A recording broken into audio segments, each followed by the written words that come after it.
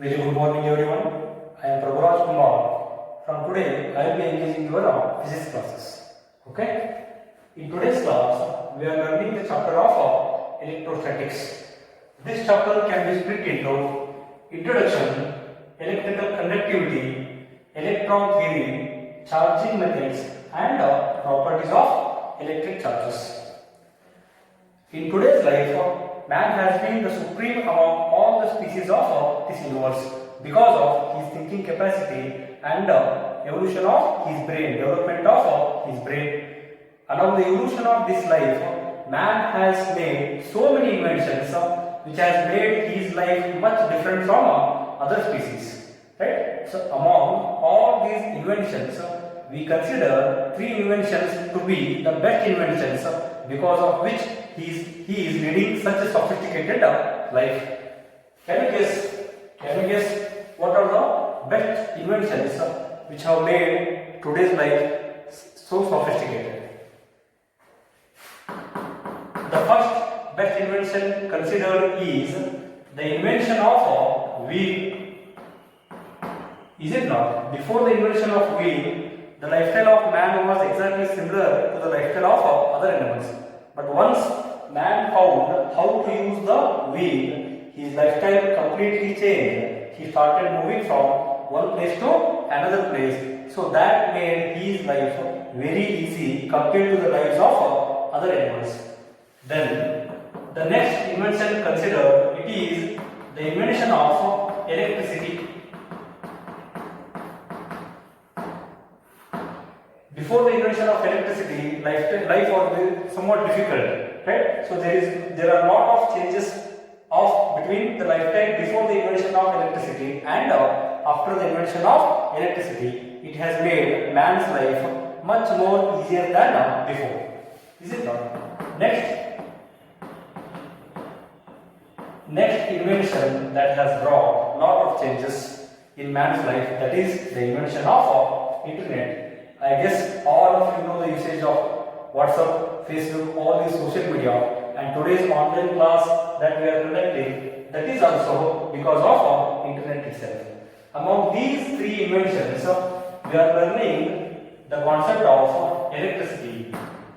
In today's life, it has been such that it is very difficult to live on this earth without the use of electricity. So, study of electricity becomes very important for the students of physics. In physics, we have very vast branch, that is electricity. It is one of very important branches of physics. Basically, electricity is the study of electric charges. We say electricity is the study of electric charges. Then, what are these electric charges? As in first year we have studied different physical quantities, right? So if I say mass is property of any material because of the matter present in this object, right? So this is property by the virtue of the matter which is contained in this material. If it contains more matter, automatically its mass is also more. Similar to that, we have one more physical quantity, that is electric charge. So this electric charge we can define as property of any material by the virtue of which it can attract or repel. It can attract or repel another charged body. If both the objects do not have electrical charge, there won't be any attraction or repulsion. Right? So when those two materials get charged, when those two materials get attracted or repelled, so that depends on which type of charge those two materials possess. Right? So there are two types of charges that all we learn in continuous next classes. Right?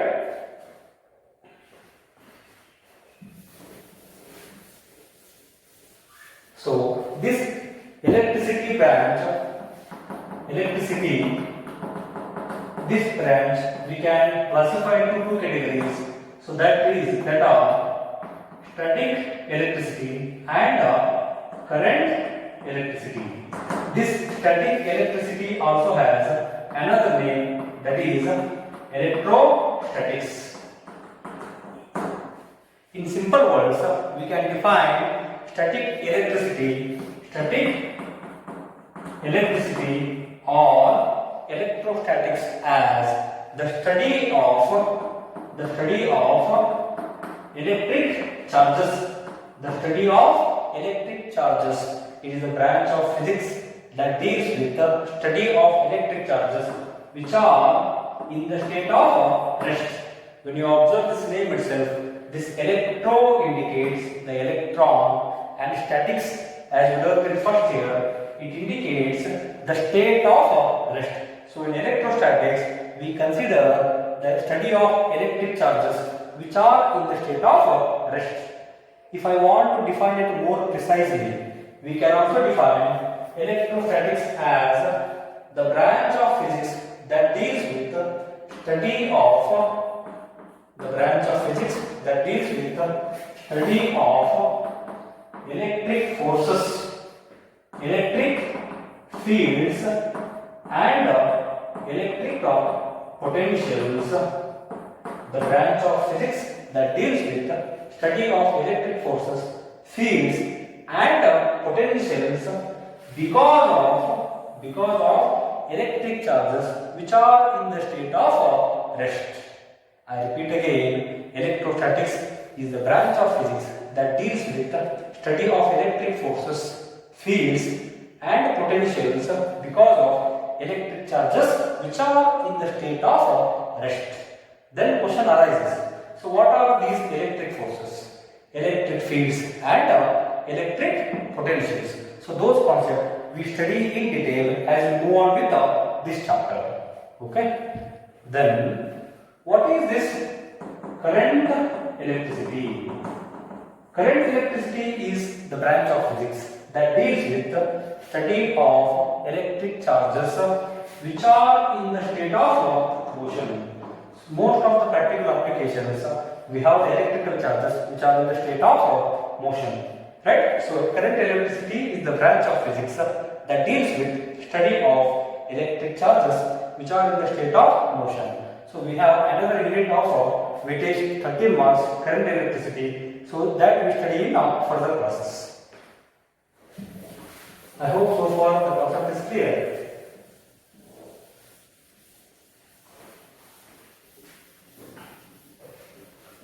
Before getting into electrostatics, let us understand the concept of electrical conductivity.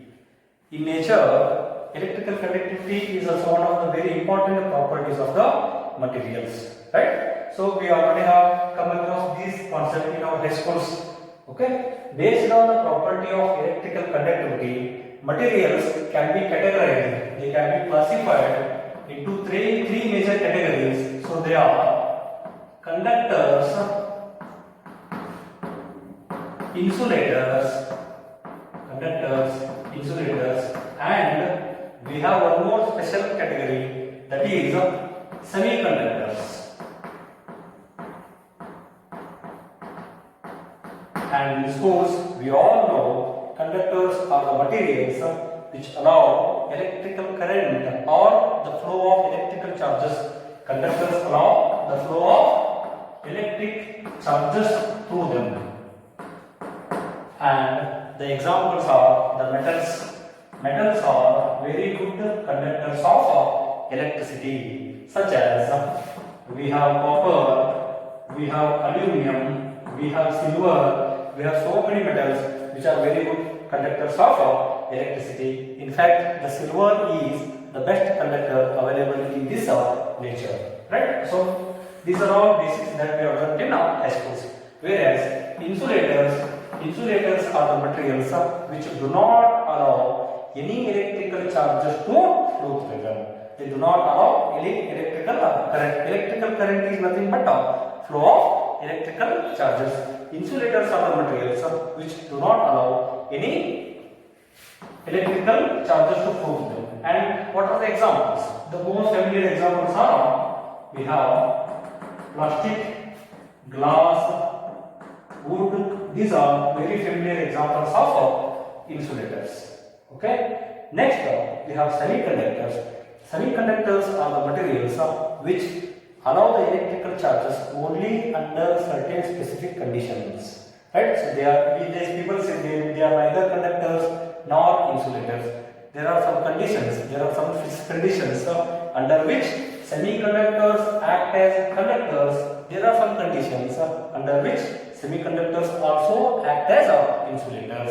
Such materials we call them as semiconductors. Right? So these are basic definitions of conductors, insulators, and semiconductors. But what makes these materials conductors, insulators, or semiconductors? Simply we are not happy with the definition, right? So why metals are very good conductors? Why plastic or glass does not conduct any electrical charges to them? Why semiconductors conduct only under specific conditions? So, to explain these properties of conductors, insulators, and semiconductors, there are two basic theories in physics. Right? So, those theories are, we have first theory we have, that is electron theory, and next we have energy band theory. These two theories are used to understand the properties of conductors, insulators, and semiconductor. Among these two properties, electron theory comfortably explains the property of conductors and insulators, whereas this energy band theory, it explains clearly all the differences between conductors, insulators, and semiconductors. The behavior of semiconductor is best understood by studying energy band theory. In this chapter, we are learning electron theory, and this energy band theory we will study in the chapter of semiconductor electrons, which is the last chapter of physics. Okay.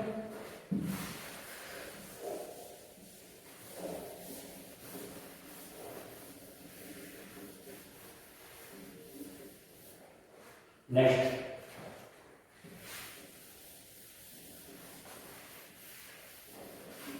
then what are the differences between conductors? Why metals conduct electrical charges? Why not the insulators?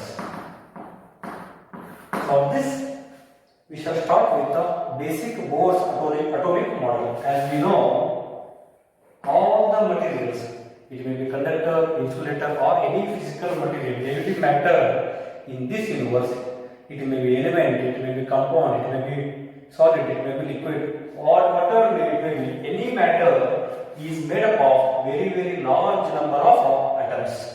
Okay? From Bohr's atomic model, we know that the atomic structure is something like this. Right?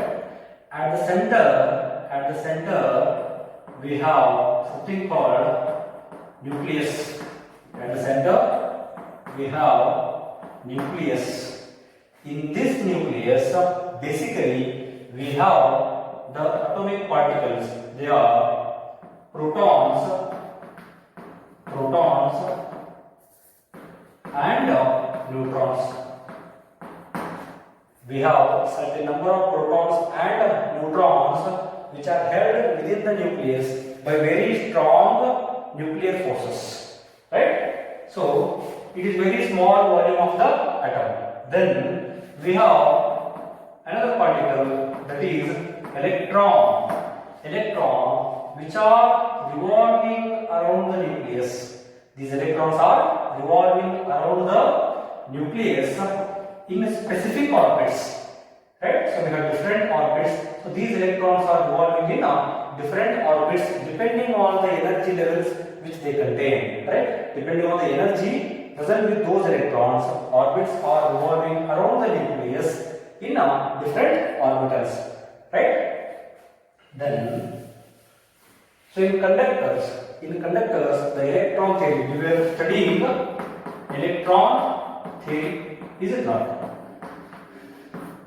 Electron theory states that conductors contain huge number of free electrons.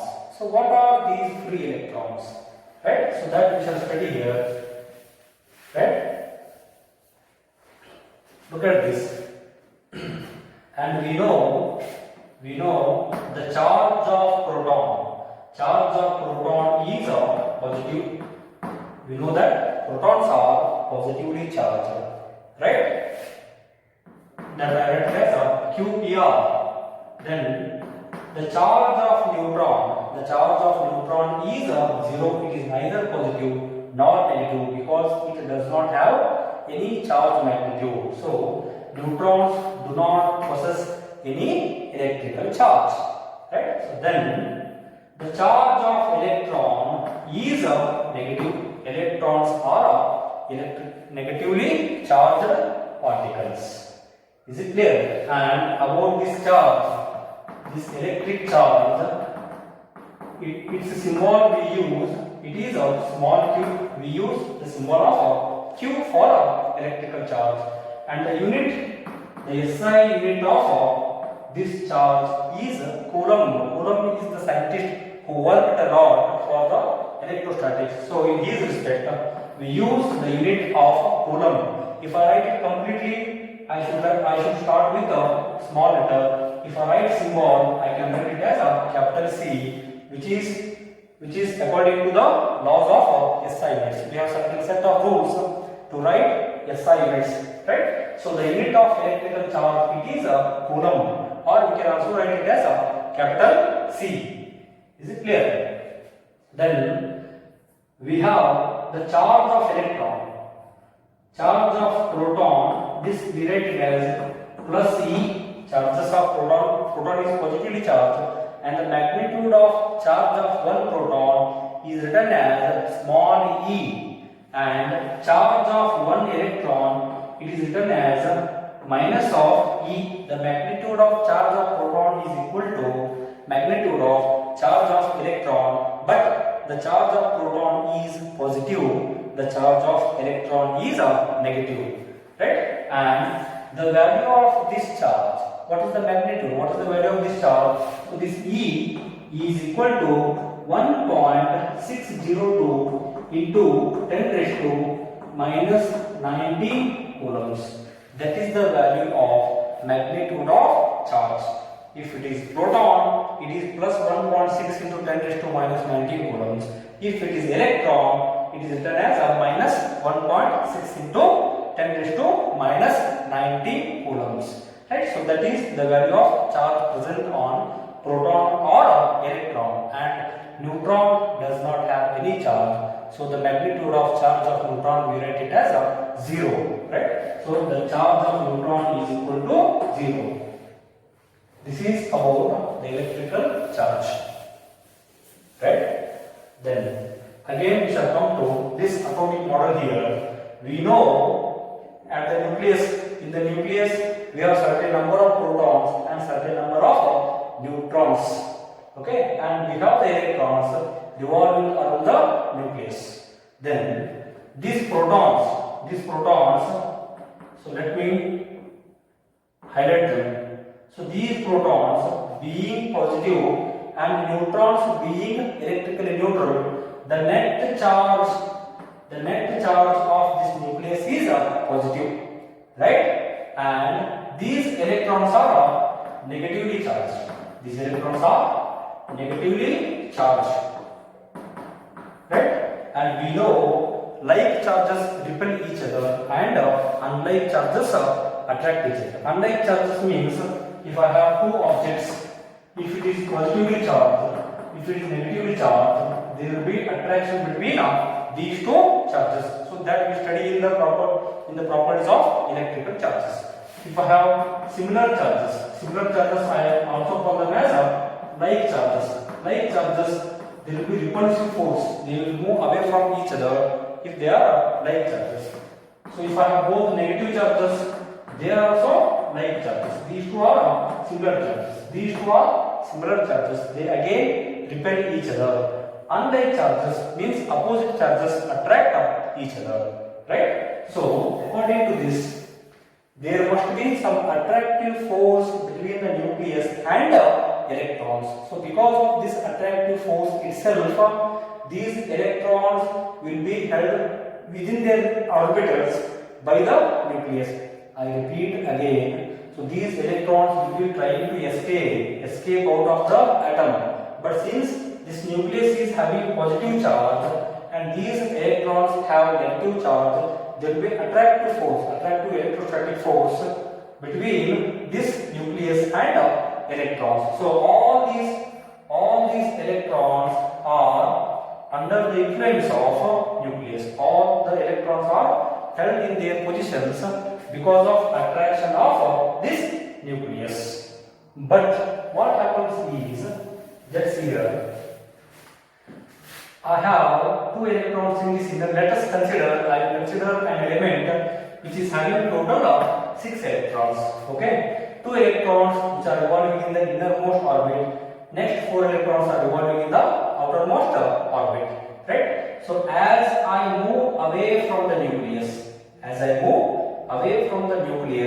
look at this. The innermost orbital's electrons, the electrons which are revolving in the innermost orbit, they are under maximum influence of the nucleus because they are very near to the nucleus. Is it clear? So they are under maximum influence of the nucleus. In other words, they are held very tightly by the nucleus.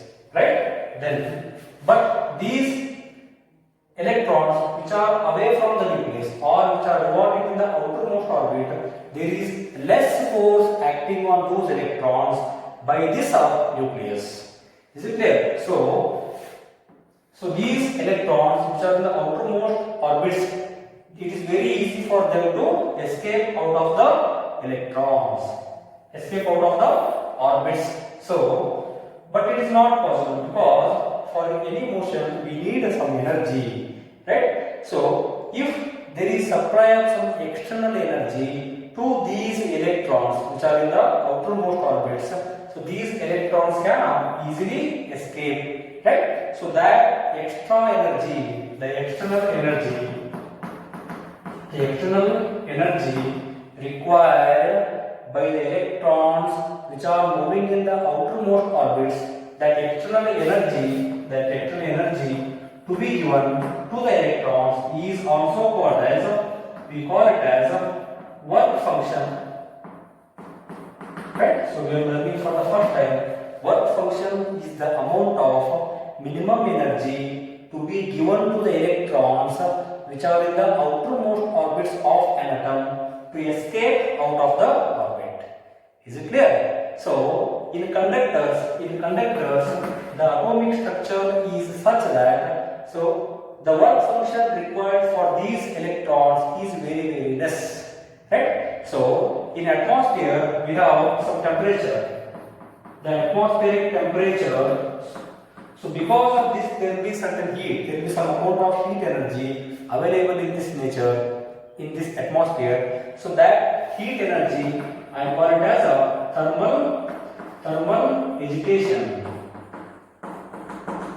Because of thermal agitation due to temperature of the atmosphere, so that is sufficient to remove these electrons out of the orbit, external orbit. So in conductors what happens is, the work function is very small. Very small amount of energy is required to remove the electrons. So these electrons, they can easily escape out of the orbits. So if I consider lattice structure, we call something called as a lattice structure, that is atomic structure of any conductor. If I consider lattice structure of any metal or any conductor, it will be something like this, right? So all these are metal atoms or ions. I am turning two terms here. I say atoms or I say ions. So these are metal ions or metal atoms. In atoms, it has not lost any electron. Ions means these are the atoms which have lost electrons like this. Right? If one electron is removed from that atom I call it as an ion. So in conductors, there are large number of such free electrons. There are large number of such free electrons. So because of these free electrons, it can conduct electrical energy. Whenever we supply external energy in the form of voltage or potential difference, conductors they will allow that electrical current to flow. They will carry that electrical energy, right? So, but in insulators, the lattice structure is such that, right? So all these electrons, the electrons which are present in the outermost cells, right?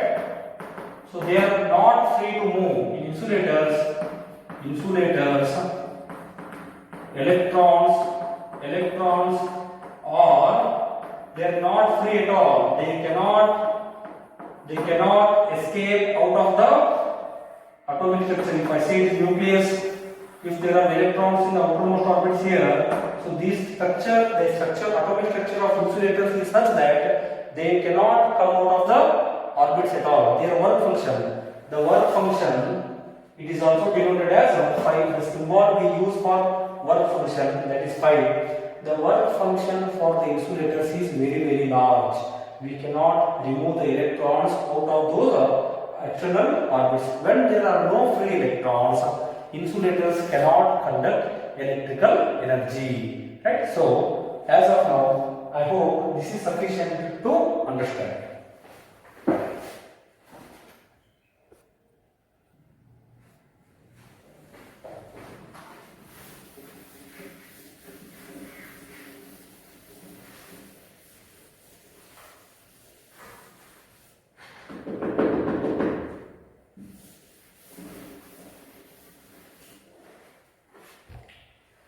Next topic, we have the process of electrification. This is also called charging. The process of charging.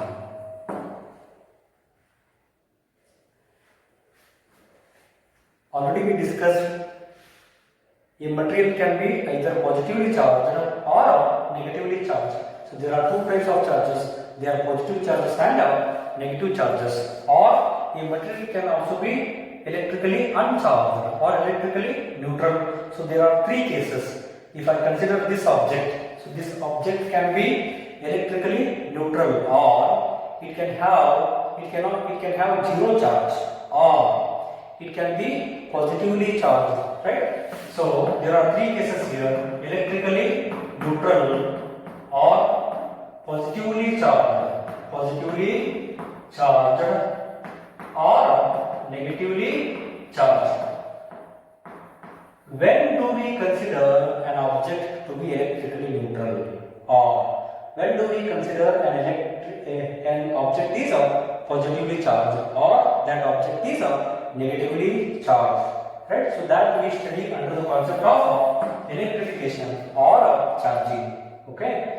Electrification or charging is the process of generating charge on any object. So if I have an uncharged body, so either I can make it positively charged or I can make it negatively charged. So this process of inducing the electrical charges on any object is said to be electrification or charging, right? So first we shall see, when do we consider the materials to be electrically neutral or positively charged or negatively charged, right? For this again we shall consider the Bohr's atomic model here, right? So let me consider the nucleus. Let me consider the nucleus at the center.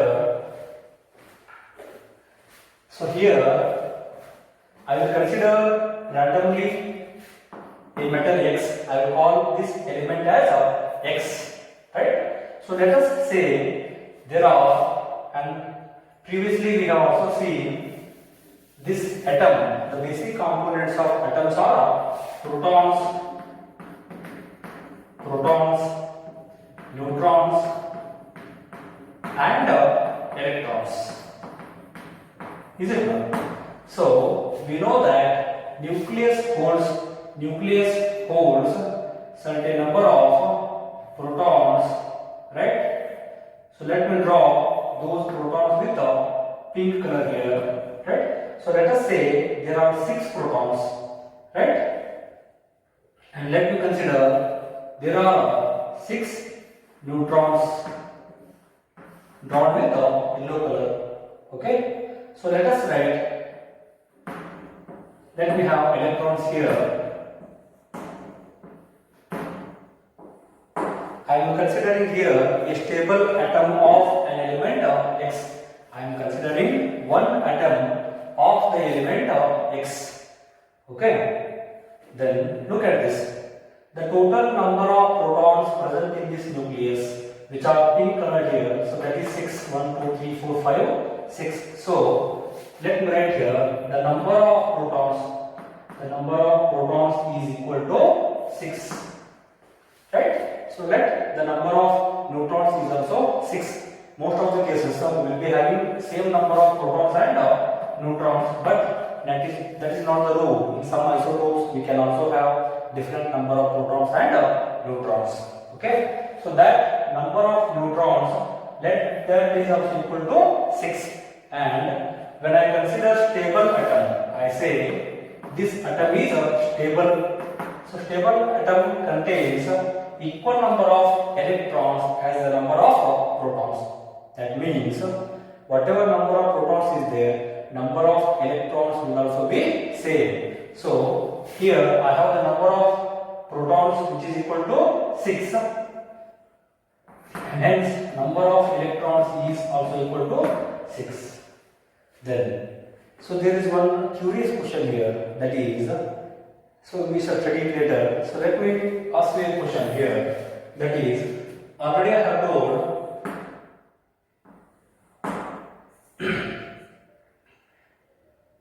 if I have two charges, if I have two like charges, say positively charged, both the materials are positively charged, I said there must be repulsive force between both objects. Is it not? But we say that nucleus contains protons and neutrons held within very small volume.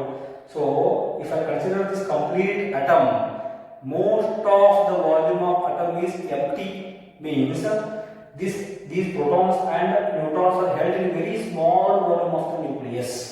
Okay, so when I consider these protons, so all these protons are positively charged, is it not? So when these protons are positively charged, why don't they repel each other? There must be some repulsive force between protons or not, right? So there are only there. See here, I have 6 protons. There must be lot of repulsive forces between all those 6 protons. But beyond this electrostatic force, this repulsive force I call it as a electrostatic force. In first year, in that physical world chapter, we have studied these two fundamental laws, that is universal law of gravitation and universal law of electrostatics. I have with that law is Coulomb's law, is it not? So in that we have learned the law of electrostatics, which states like charges must repel each other.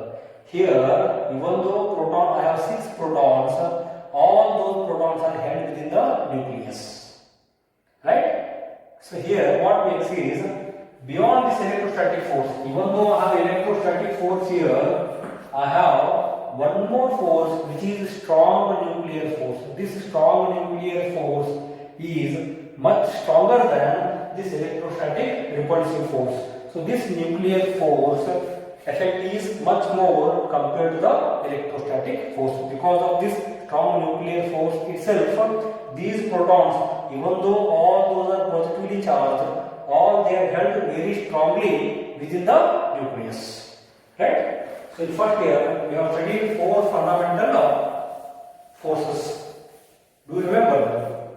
They are, if you remember them correctly, so they are gravitational force, electrostatic force, weak nuclear force, and strong nuclear force. This strong nuclear force is holding these protons and neutrons within the nucleus. Okay, let us come back to the topic here. So I said the number of protons is 6, the number of neutrons is 6, and the number of electrons is also 6. When number of protons is equal to number of electrons, then I call it as a stable atom. Okay, then also we know charge of proton. I said charge of proton, let me write it as a QPR. Let me write it as QPR. It is equal to plus E, where E is elemental charge. Then let me consider charge of neutron. It is equal to 0, and charge of electron, that is equal to minus of E. Is it clear? Next, let us consider the total charge of this atom. The total charge of this complete atom, it is the sum of, it is the total sum of charge because of these protons, charge because of neutrons, and charge because of electrons. Okay. Then, so let me consider the charge because of proton. This charge because of proton is equal to total number of protons into charge of one proton. Is it not? So I have total 6 number of protons here. So that I write it here. So that is the number of protons is 6 into charge of one proton. It is positively charged. So I write it as plus E. So charge because of 6 protons, that is equal to plus of 6E. Is it clear? So this is the charge because of proton, right? So next, the charge because of electron is equal to total number of electrons into charge of one electron. So that is equal to total number of electrons is also 6. Charge because of one electron, it is minus of E. Charge because I am talking about electrons. Charge because of electrons is minus of E. So total charge because of 6 electrons, that is equal to minus of 6 E. Is it clear? Then what about charge because of neutrons? Even though I have 6 neutrons here, the total charge, the charge of one neutron is equal to 0. So the net charge because of neutron is also equal to 0. I hope so far it is clear, right? Then what is net charge of atom? So that I wrote it as Q is equal to charge because of proton plus charge because of electron plus charge because of neutron. So that is equal to charge because of proton is equal to plus of 6E, charge because of electron is equal to minus of 6E, and charge because of neutron that is equal to 0. So the net charge because of protons, electrons and neutrons, that is equal to 0. And hence in a stable atom which contains equal number of protons and neutrons, its net electrical charge is equal to 0. So in this case you have seen total charge because of proton is positive, which is equal to plus 6E. Charge because of electron is equal to minus of 6E, and charge because of neutron is 0. So total net charge of any stable atom is equal to 0. Previously I have said 3 cases, that is electrically neutral, negatively charged and positively charged. So this atom which we consider here is electrically neutral. So in this nature, any material is electrically neutral or uncharged when its net electrical charge is equal to 0. It may contain positively charged particles, it may contain negatively charged particles, but they will be equal in number, so that the total net electrical charge because of all those components, that will be equal to 0. So if such materials, such atoms are electrically neutral or they do not have any electrical charge. Is it clear? Then next, what happens here? What happens here? I have total 6 number of electrons, right? So let us remove one electron from this. We can remove the number of so many number of electrons. We can add the number of electrons also. So here let us consider I have taken off this one electron from this. Now what is new number of electron? Let me call it as Q dash. Sorry, N dash. N dash is equal to 5. Initially it was 6. The number of electrons was 6. I removed one electron. So the new number of electron that is equal to 5. And charge because of the new charge because of these 5 electrons, that will be equal to number of electrons is 5. Charge of 1 electron, it is equal to minus e. So this is equal to minus of 5e. Is it not simple? Right? I remove one electron. So new number of electrons is equal to 5. So net charge because of these electrons, that Q dash E is equal to minus of 5e.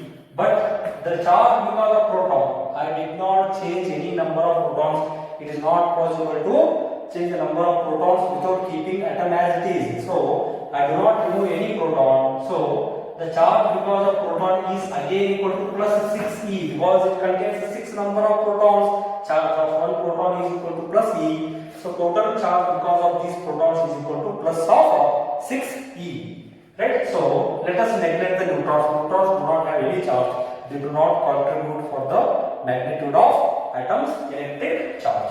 So if I write QPr here, right? So total charge. Now the total charge is equal to Q dash of E plus Q proton, that is charge because of electrons and charge because of proton, that is equal to minus of 5e plus of 6e. So this Q is equal to plus 1e. Can you see it here?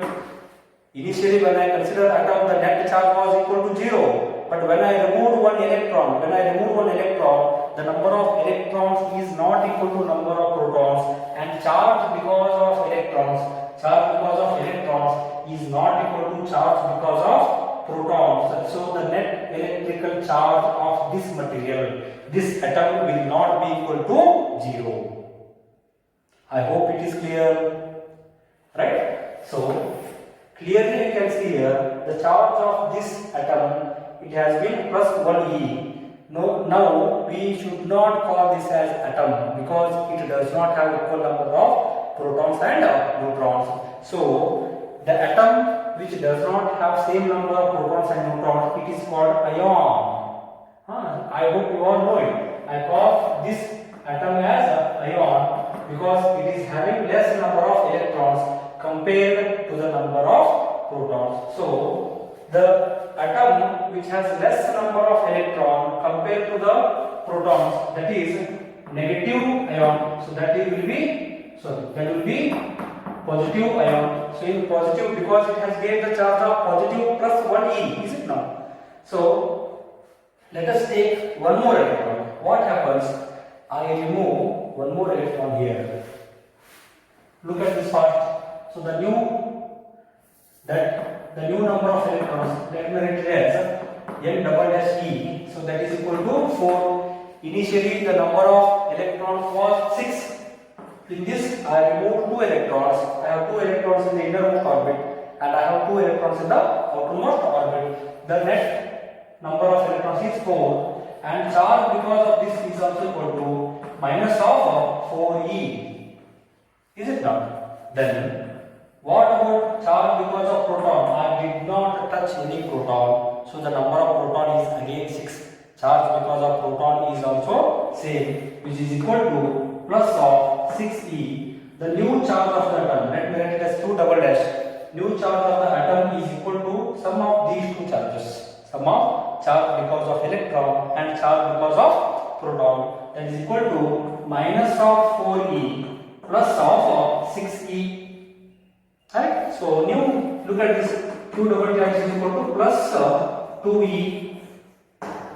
You can clearly observe that as we go on removing the number of electrons, the material, the atom or the ion, it becomes more positively charged. If I remove one electron, it gains the charge of plus 1e. If I remove 2 electrons, it gains the charge of plus 2e. Right? Then similarly consider another case. When do we get negative charge. So let us consider the same atom here, right? So here we have 6 number of electrons. What happens if it gains 1 electron? If I add one more electron here, look at this. The new charge, the new number of electron here, let me write it as N dash E. So here I have 7 number of electrons because I added one extra electron. So the total number of electrons is equal to 7. The charge because of electron, so that is equal to minus of 7e, because charge of 1 electron is minus e. Net charge because of 7 electrons, that is equal to minus of 7e. And again, I did not touch the number of protons, so the charge because of proton is again equal to plus 6e. Is it not? Then what is net charge of the atom? Net charge of the atom is equal to charge because of electrons plus charge because of protons, that is equal to QE dash plus QPr, that is equal to minus of 7e plus of 6e. You can see that this charge is getting, this material has gained a negative charge. Here I have minus 1e. Is it clear? Similarly, what happens if I add 2 electrons? Instead of adding 1 electron, let us consider I add one more electron. There are 2 extra electrons compared to the number of protons. In this case, number of electrons is 8, number of protons is 6. Right? So in such case, the charge of this ion will be minus of 2e. So here also you can clearly see that as the number of electrons increases compared to the number of protons, that ion gets negatively charged. Is it clear? So from this we can compare the materials. So when do you consider given material is electrically neutral? That is, if it contains equal number of protons and neutrons. A stable atom is an example of a neutral material. When do you consider negatively charged? Right?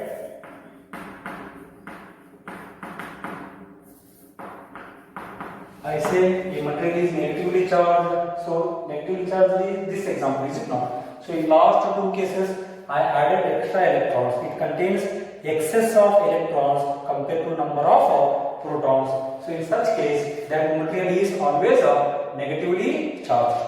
Right? Similarly, a material is positively charged. An ion is positively charged if it contains less number of electrons. If it contains less number of electrons compared to number of protons.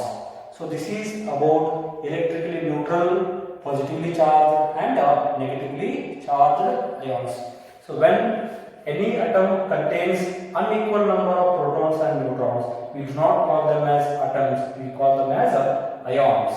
Any ion is negatively charged if it contains excess of electrons compared to protons.